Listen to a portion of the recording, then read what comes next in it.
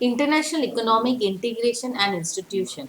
International business जब हम लोग पढ़ रहे हैं तो इंटरनेशनल बिजनेस में इंटरनेशनल इकोनॉमिक इंटीग्रेशन का मतलब क्या है।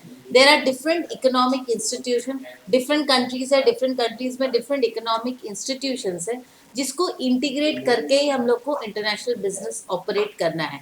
मैं अगर ऑपरेट करना चाहूँ तो I am operating in a global economy. तो जब ग्लोबल इकोनॉमी की हम बात करते हैं that means there are different countries have their different trade blocks, different उनके institutions हैं, different business framework है। तो सारी चीजों को लेकर ही हमारा international business चलता है।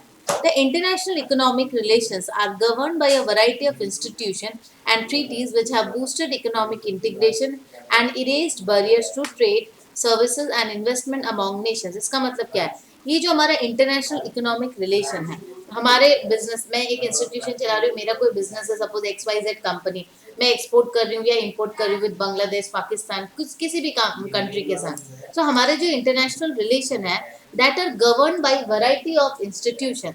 बहुत सारे इंस्टीट्यूशंस हैं और ट्रीटीज हैं। ट्रीटीज मतलब डिफरेंट जो मतलब एग्रीमेंट साइन होते हैं between different government of the different countries which have boosted economic integration and erase barriers to free trade. ये जो कुछ बैरियर्स थे इन ऑर्डर टू ट्रेड वो सारी चीजें इरेज होती जा रही है अब धीरे धीरे। And investment among nations, international economic integration is propelled by 3 levels of cooperation. अगर हम बात करते हैं इंटरनेशनल इकोनॉमिक इंटीग्रेशन की, that means different economic zones या डिफरेंट इकोनॉमी जो इंटीग्रेट हो रही है, इंटीग्रेट मतलब एक दूसरे से वेल कनेक्टेड हो रही है, ये 3 लेवल्स ऑफ कॉपरेशन से ही हो पा रही है। First is global, that is entire means entire global economy.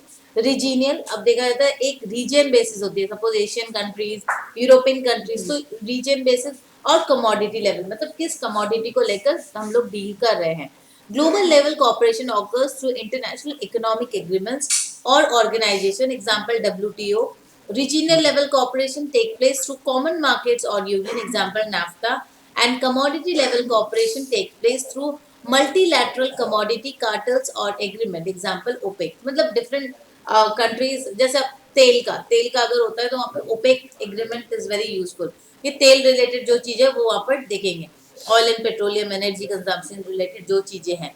With increasingly integrated environment, multinational enterprises have also realigned their international strategies as they are a critical force in steering international economic integration.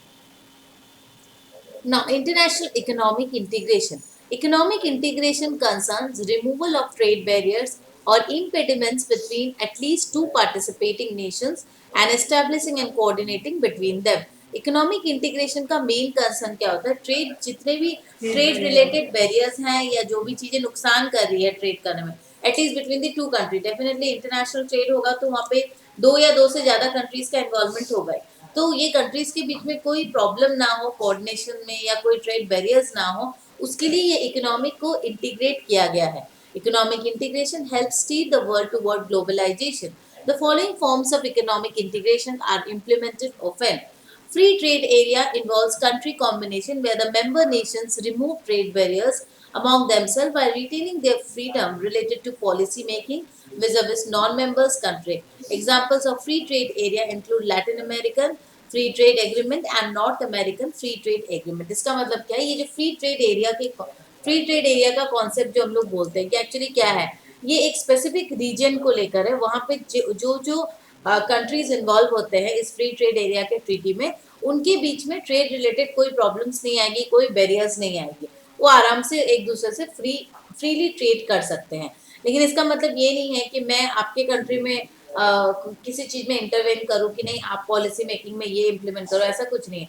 Her country अपने अपने policy making अपने हिसाब से करेगी, but trade करना बहुत easy हो जाता है, उसमें ज्यादा रूल्स एंड रेगुलेशन नहीं होते हैं। Custom union is another form of free trade area.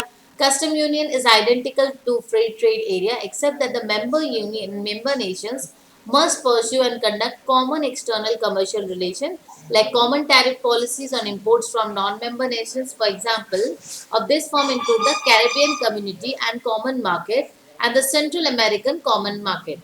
Custom union मतलब क्या होता है? जो इस कस्टम यूनियन में रिलेटेड होते हैं, जो इकोनॉमी, उन लोग एक कॉमन टैरिफ पॉलिसी लगाते हैं। मतलब मैं अगर तेल इंपोर्ट करूंगा सऊदी से, तो सऊदी अरबिया से, तो मैं इतना रुपया मेरा टैक्सेस है, मेरा इंपोर्ट टैरिफ ये है।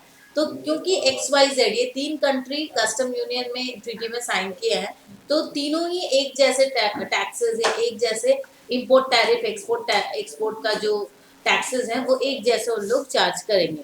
Common market is a particular custom union that permit free trade of products and services only, but with the free mobility of production factors across national member borders. Example of this form is Common Market Treaty.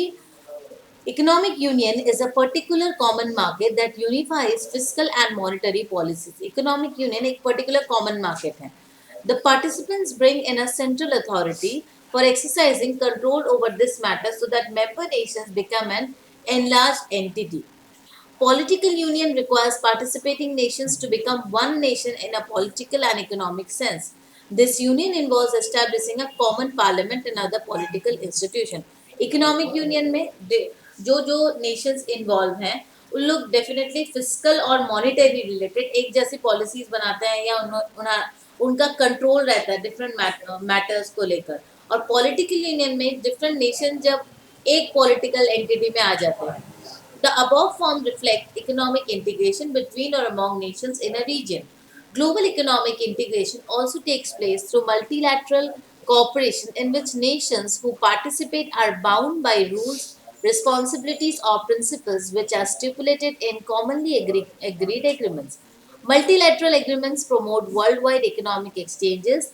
They may be designed for governing general trade, investment, services, capital flows, financial market stability, or specific areas of trade. Economic integration generates economic gains for participating nations. Production efficiency can be enhanced by increased specialization according to the law of comparative advantage.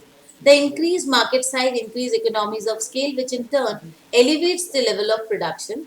Further, the collective bargaining power of the member nations increases against non-member nations. This power led to better terms of trade, that is, higher price on products exported to non-participating countries and lower prices on imports from non-participating countries. ये जितने भी economic integration होते हैं इसमें advantage क्या होता है, ये जो मेंबर कंट्रीज होती है उनका एक पावर आ जाता है, means power to negotiate, we can say that. क्योंकि जो नॉन मेंबर कंट्रीज है जब उनके संग हम डील करते हैं तो we can expect higher returns. Means क्या होता है, हम लोग को एक्सपोर्ट के लिए ज़्यादा पेमेंट आते हैं, जो मेंबर कंट्रीज है उनको कम पैसे देने होते हैं, रादर देन जो नॉन मेंबर कंट्रीज हैं ज़्यादा देने होंगे। इम्पोर्ट में भी वैसे ही है। However, these gains are not guaranteed, nor will each member country benefit equally from integration. Integration से हर country equally benefit करेगी ऐसा बिल्कुल नहीं है। Free mobility of production factors may create pressure on inflation rates, employment levels, income distribution, or trade balance for nations that are in different economic stages or have a varying dependency on the goods and services of other nations. ठीक है, ये line बहुत important है। यहाँ जो बता रहा है फ्री मोबिलिटी के बारे में जो हम लोग ये जो फ्री मोबिलिटी और फैक्टर्स ऑफ प्रोडक्शन के बारे में बता रहे हैं, इसका मतलब क्या है, जो इकोनॉमिक इंटीग्रेशन है, मतलब जो जो इकोनॉमी उसमें रिलेटेड है, सपोज ये तो एक एग्रीमेंट सॉर्ट ऑफ हो गया, ये ट्रीटी हो गया, तो जो जो लोग इस कम्युनिटी में जुड़े हुए, may be X Y Z A B C, ये 6 कंट्री उसमें इन्वॉल्व हैं। अब हर कंट्री का तो एक जैसा स्टेटस नहीं है, कोई कंट्री बहुत डेवलप्ड है, कोई कंट्री डेवलपिंग है, कुछ अंडर डेवलप्ड है, तो हर कंट्री का अपना यूसेज या प्रोडक्शन रेट हर कुछ अलग अलग रहेगा। तो यहाँ पे क्या होता है, फ्री मोबिलिटी ऑफ प्रोडक्शन। अब क्या हो रहा है, प्रोडक्शन के जितने भी फैक्टर्स ऑफ प्रोडक्शन है, may be land, labour, capital and organisation, they are easily और फ्रीली मूवेबल। इस कंट्री से उस कंट्री आराम से मूव कर सकते हैं। तो इसके कारण क्या होता है, they create a pressure on the inflation rate. तो जिस कंट्री में, जो कंट्री डेवलपिंग है या जो धीरे धीरे डेवलप कर रही है, वहाँ पे क्या हो जा रहा है, अल्टीमेटली वहाँ पे जो है कॉस्ट जो है वो ज़्यादा इंक्रीज हो जा रहा है, क्योंकि जो कंट्री डेवलप्ड है वहाँ पे उतना फर्क नहीं पड़ेगा, पर जो कंट्री डेवलपिंग है वहाँ पे इन्फ्लेशन रेट बढ़ जाएगा, एम्प्लॉयमेंट लेवल्स जो है वहाँ से लोग छोड़ छोड़ के चले जाएंगे, क्योंकि जिस कंट्री में डेवलपिंग है वहाँ पे तो पूरी तरह से डेवलप नहीं हो पा रहा है, तो वो तो उसको डेवलप वहाँ पर पहुँचना है, तो जो नहीं पहुँच पाया है उन लोगों के ऊपर एक प्रेशर आ जाता है कि that they have to develop at a fast rate. Cooperation among nations at a global level. The three fundamental institutions affecting cooperation among national nations at the global level are world trade organisation, the international monetary fund and the world bank. ये तीन जो हमारे जो तीन fundamental institutions है ये बहुत important है।